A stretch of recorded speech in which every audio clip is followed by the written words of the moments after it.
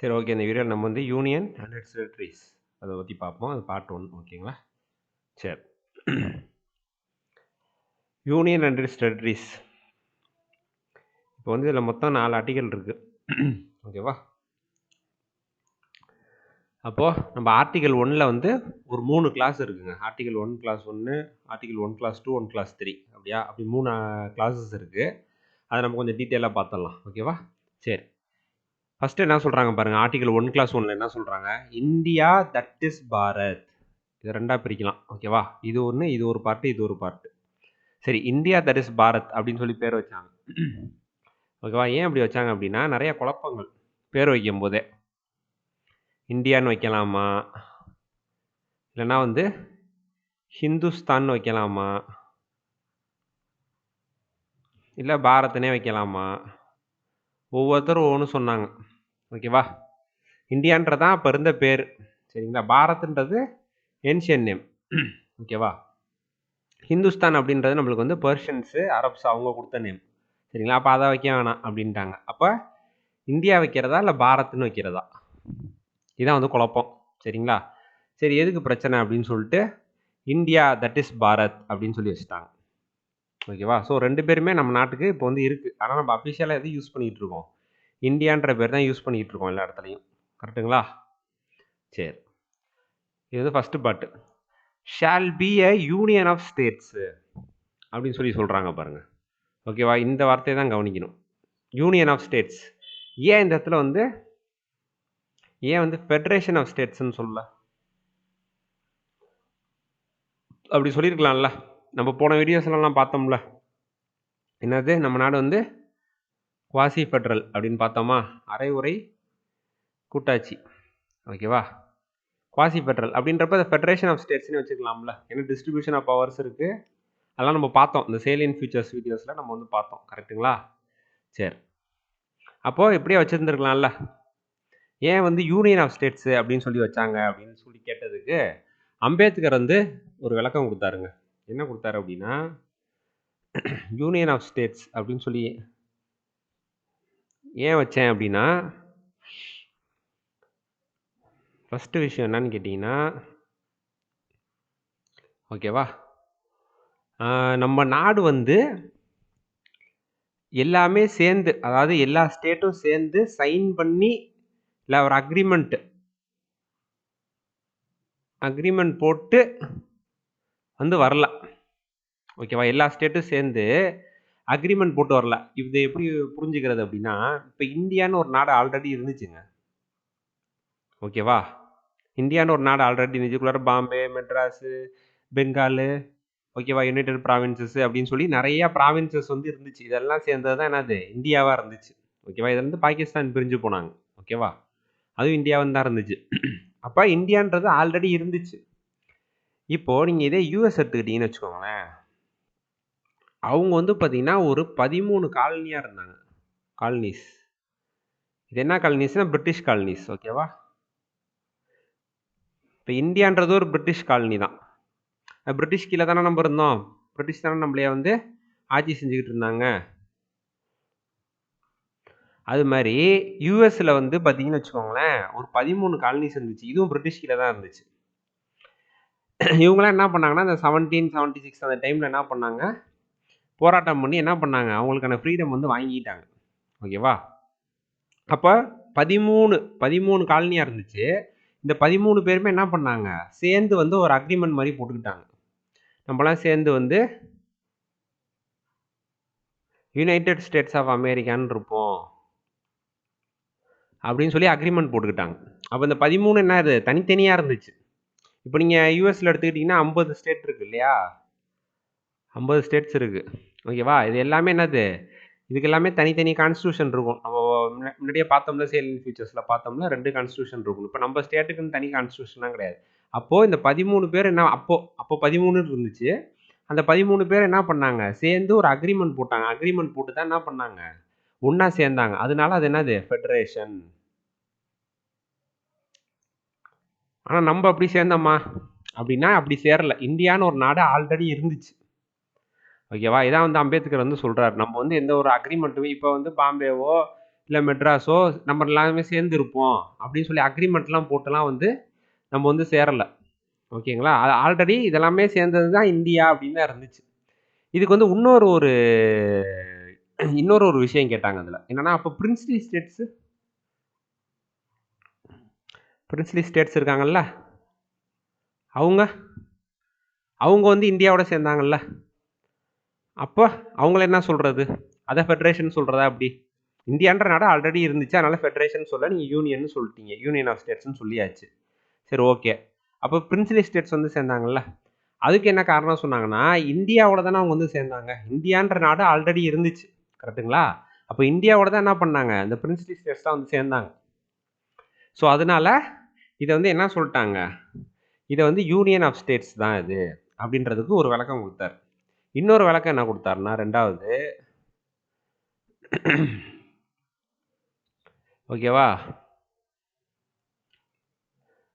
No state can செசீட் அப்படின்னா என்ன அர்த்தம்னா, யாருமே வந்து இப்போ நம்ம வந்து தமிழ்நாடு இருக்கோம்னு வச்சுக்கோங்களேன், தமிழ்நாடு வந்து இந்தியாவிலேருந்து பிரிஞ்சு போகணும்னு நினச்சா நம்மளால போக முடியாது.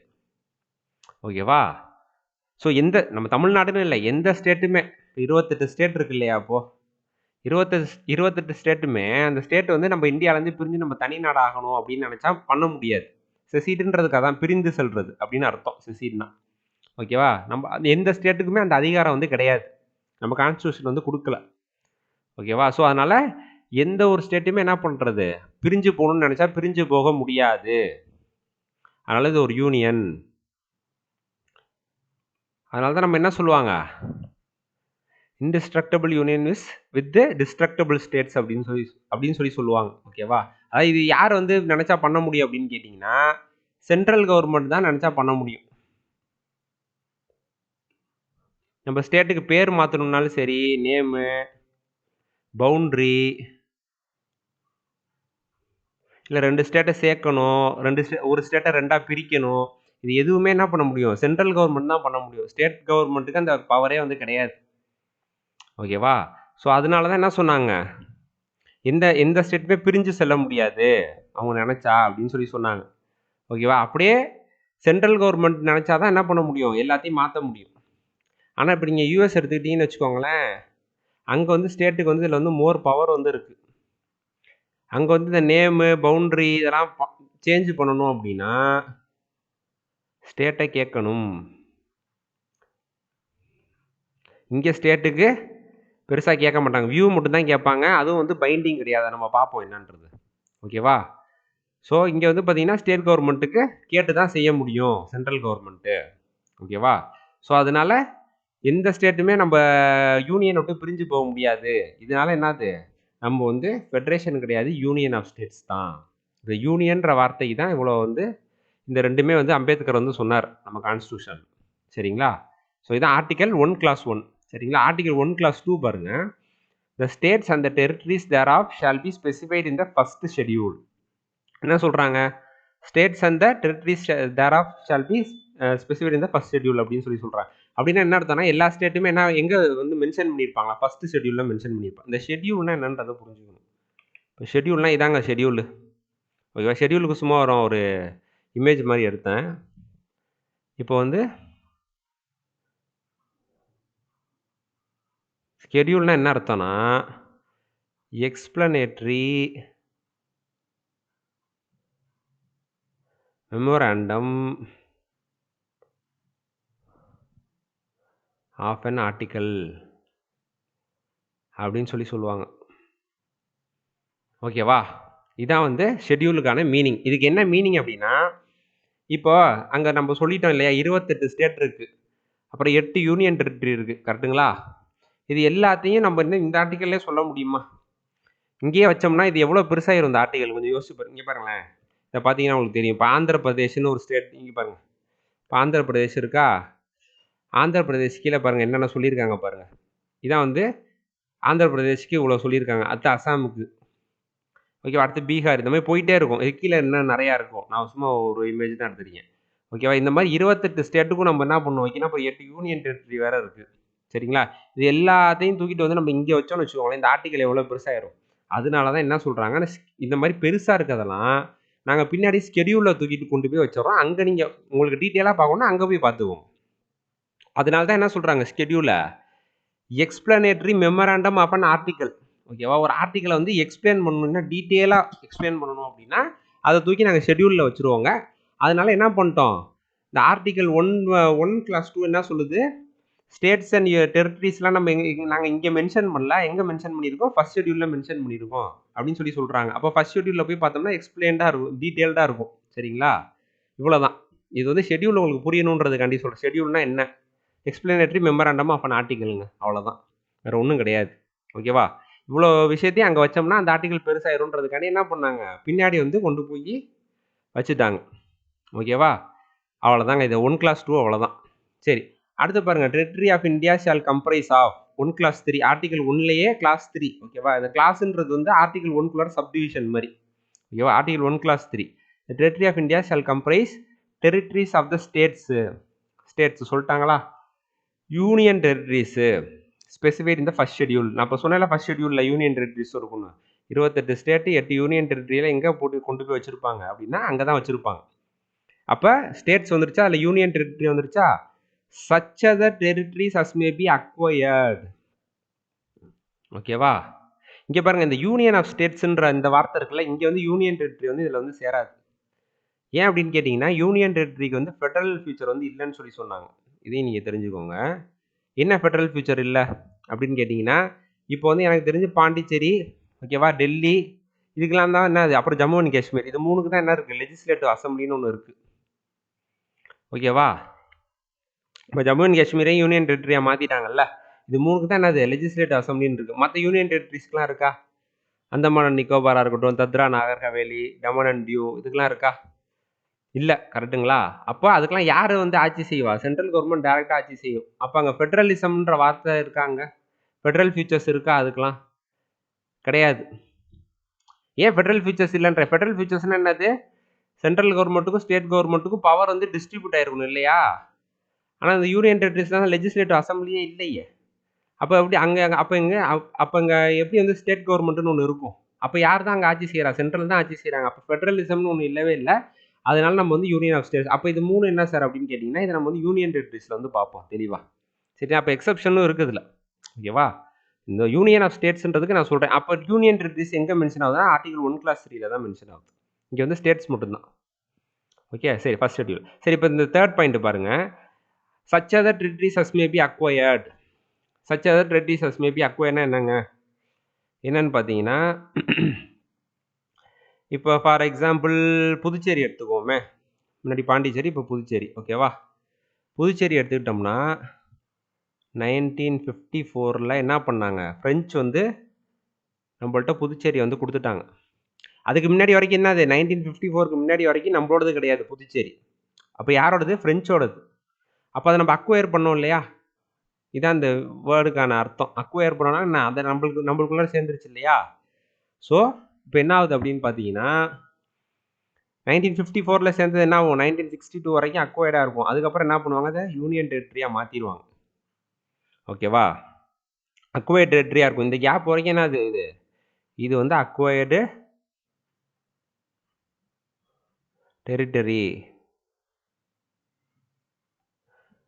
ஓகேவா, அப்போ இது என்னது, இந்த மாதிரி என்னது, புதுச்சேரி இதெல்லாம் நம்ம வாங்கணும் இல்லையா, யூனிட் கோவா வாங்கணும். சரிங்களா, இந்த மாதிரி விஷயங்கள்லாம் என்ன பண்ணுறது, இந்த மாதிரி விஷயங்கள்லாம் என்னது, இதுதான் வந்து அக்வயர்டு அப்படின்னு சொல்லி சொல்கிறது. இதையும் வந்து வச்சாங்க.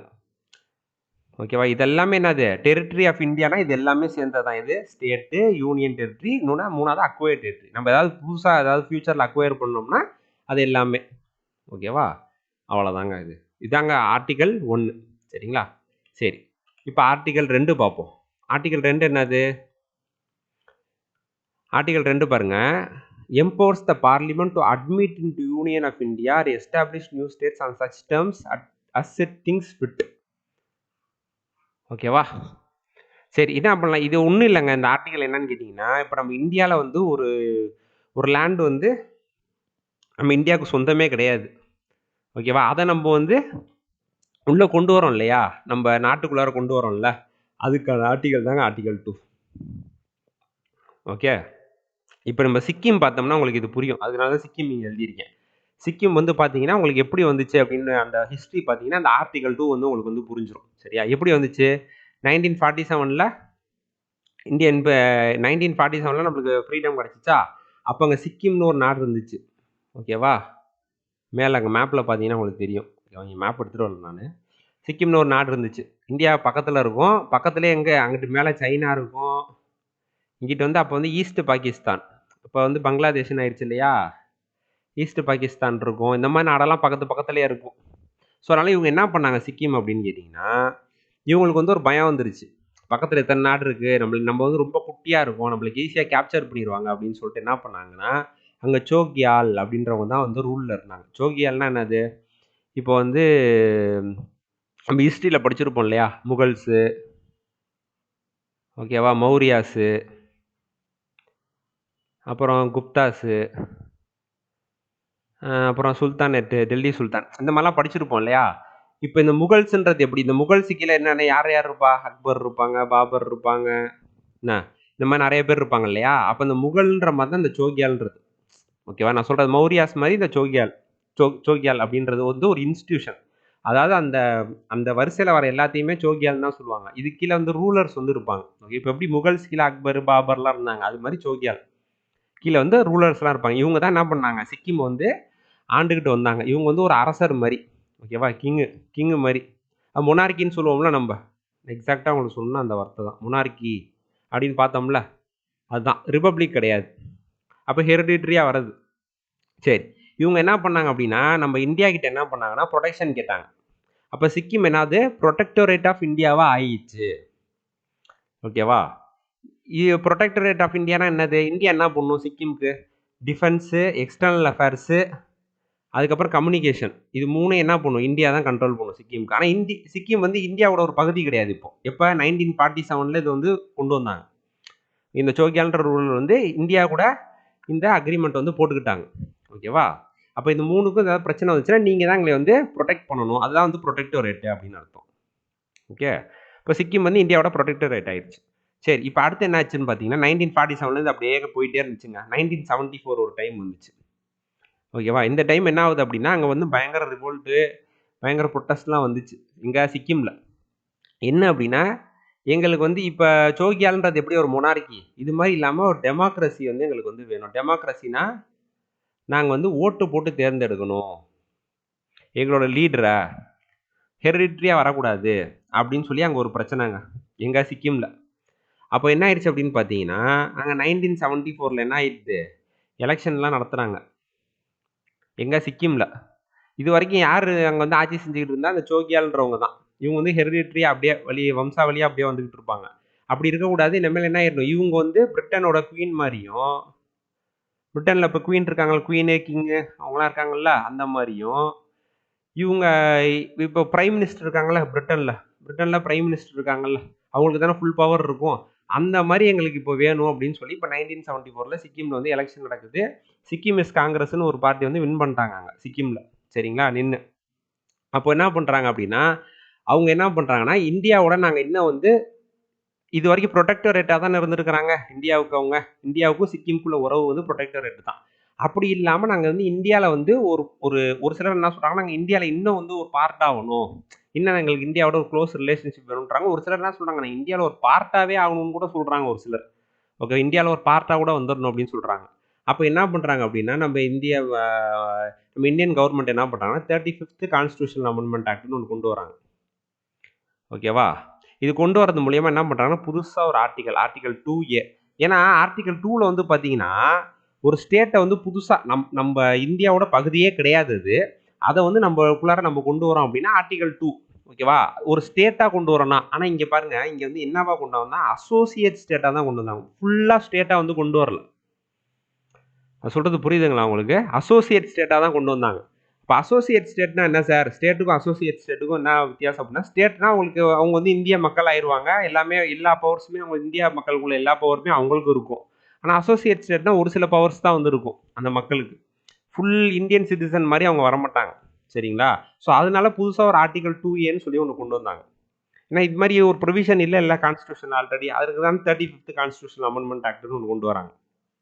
அப்புறம் 10th ஷெட்யூல்னு ஒன்று புதுசாக வந்து ஆட் பண்ணாங்க. இதெல்லாம் ஆட் பண்ணி என்ன பண்ணாங்க, அசோசியேட் ஸ்டேட்டாக எதை ஆக்குறாங்க, சிக்கிம் ஆக்குறாங்க. எதுக்கு அசோசியேட் ஸ்டேட்டு, இந்தியாவுக்கு. சரியா, இது வந்து 1974 நடக்குதுங்க. அடுத்த வருஷமே என்ன ஆயிருதுன்னா 1975ல் மறுபடியும் என்ன பண்ணு, பெருசாக பிரச்சனை வெடிக்குது. ரெஃபரண்டம் அப்படின்னு ஒன்று கொடுக்குறாங்க. அப்படின்னா என்ன அர்த்தம்னா, சிக்கிம் ஓட பீப்புள் இருக்காங்கல்ல, அவங்களுக்கு வந்து நம்ம வந்து இந்தியாவோட ஜாயின் பண்ணணுமா அப்படின்றத நீங்கள் சொல்லுங்க அப்படின்னு சொல்லி சிக்கிமோட பீப்புளுக்கு வந்து என்னது, டைரெக்டாக சிக்கிமோட பீப்புளே ஓட்டு போட்டு நம்ம இந்தியாவோட ஜாயின் பண்ணணுமா அப்படின்னு சிக்கிம் பீப்புளே முடிவெடுக்க சொல்லிட்டாங்க.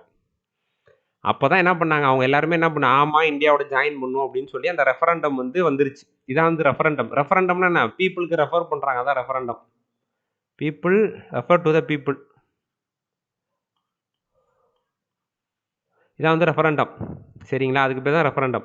ஓகேவா. இதனால என்ன பண்ணுது, சோகியால்ன்ற ஒரு இன்ஸ்டிடியூஷனே அபாலிஷ் பண்ணிட்டாங்க. இதுக்கு முன்னாடி சோகியால் எப்படி இருந்தார், 1974ல் பிரிட்டனோட குவீன் கிங் மாதிரி இருந்தார் 1974. அதுக்கு முன்னாடி வரைக்கும் ஃபுல் பவர் அவருக்கு தான், 74க்கு முன்னாடி வரைக்கும். இப்போ 75ல் சோகியால்ன்றதே ஒன்றே இல்லாமல் போயிடுச்சு, அந்த இன்ஸ்டிடியூஷனே இல்லாமல் ஆக்கிட்டாங்க. And Sikkim became an integral part of India, ஒரு ஸ்டேட்டாக ஆயிடுச்சு. இப்போ அதனால என்ன பண்ணுறாங்க, மறுபடியும் 36th கான்ஸ்டியூஷனல் அமெண்ட்மெண்ட் ஆக்ட் ஒன்று கொண்டு வராங்க 1975ல். சிக்கிம் வந்து 22வது ஸ்டேட்டாக உள்ளே வந்து சேர்றாங்க, ஃபுல் ஃப்ளெஜ் ஸ்டேட். இப்போ வந்து எல்லா இப்போ இந்தியன் பீப்புள், இந்தியன் சிட்டிசன்ஸ்குள்ள எல்லா பவருமே இந்த சிக்கிமில் உள்ள அந்த பீப்புளுக்கு வந்து கிடச்சிரும். சரிங்களா, அதனால அது ஆர்டிகல் என்ன பண்ணாங்க, 2A. ஆர்டிகல் 2Aன்றது என்னது, அசோசியேட் ஸ்டேட் தானே. அப்படின்றப்ப இதை என்ன பண்ணிட்டாங்க, இதை வந்து அபாலிஷ் பண்ணிட்டாங்க. இந்த 36 கான்ஸ்டியூஷன் அமெண்ட்மெண்ட் ஆக்ட் கொண்டு வந்ததில் இது 22nd ஸ்டேட்டாக ஆக்கி இதை 2Aவையும் 10th ஷெட்யூலையும் இதுக்கு தானே கொண்டு வந்தாங்க. இது ரெண்டையுமே என்ன பண்ணிட்டாங்க, ரிப்பீல் பண்ணிட்டாங்க. ரிப்பீல் பண்ணிட்டாங்கன்னா நான் டெலீட் பண்ணிட்டாங்கன்னு அர்த்தம், அவ்வளோதான். டெலீட்டட், அதான் ரிப்பீல்டு. ஓகேவா. இப்படி தாங்க நம்ம என்ன பண்ணாங்க, சிக்கிம் வந்து உள்ளே வந்து நம்ம இந்தியாவில் வந்து சிக்கிம் வந்து ஒரு ஸ்டேட்டாக வந்துச்சு. ஓகே. ஸோ இதுக்கு தான் இந்த ஆர்டிகல் 2 வந்து நான் வந்து சொன்னேன்.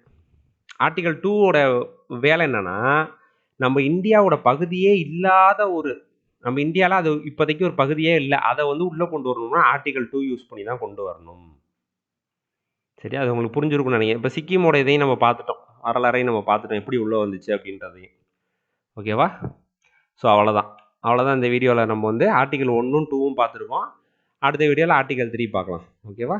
ஸோ இந்த வீடியோ உங்களுக்கு பிடிச்சிருந்துச்சுன்னா லைக் பண்ணுங்கள், ஃப்ரெண்ட்ஸோட ஷேர் பண்ணுங்கள், நம்ம சேனலுக்கு சப்ஸ்கிரைப் பண்ணுங்கள். தேங்க்யூ.